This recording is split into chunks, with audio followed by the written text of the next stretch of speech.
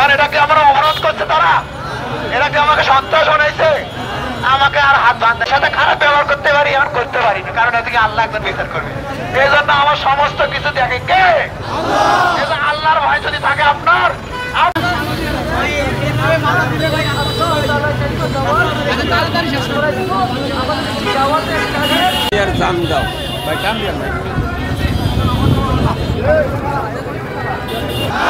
আমাদের মসজিদ থেকে বের করে দেয়, আমাকে তো বের করে দিচ্ছে, আমি মানুষের কথা বলতে পারি না, আমাকে বের করে দিচ্ছে। আমি একজন সাধারণ মানুষ, নামাজ কালামাকে পড়তাম না, আর যারা তবলিগের সন্তান আছে তাদেরকে মন্ত্র মানব না।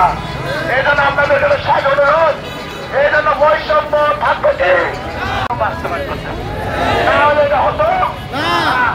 আপনারা যদি বাস্তব হবে, দুই পক্ষ আমরা সাহায্য করে।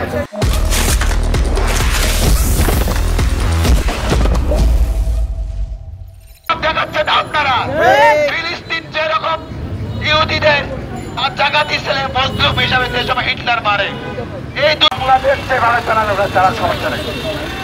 আমি এই জন্য বলি, আমাদের বলি যারা শুনে দেখেন, আমরা সাংবাদিক ভাইরা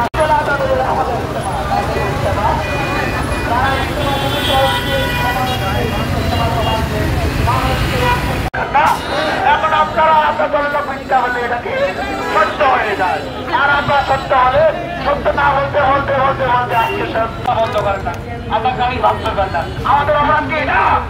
তাহলে আমাদেরকে দেওয়া বানাবে আমাদের মুরব্বীরা, আমরা গাড়ি ভাবতে করি আসার কারণে যে হোক পাঁচক নামাজ পড়ানো না।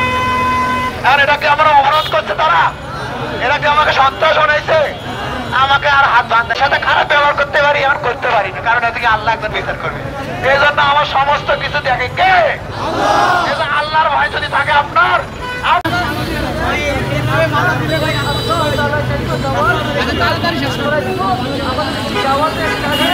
দাম দাও ভাই, কাম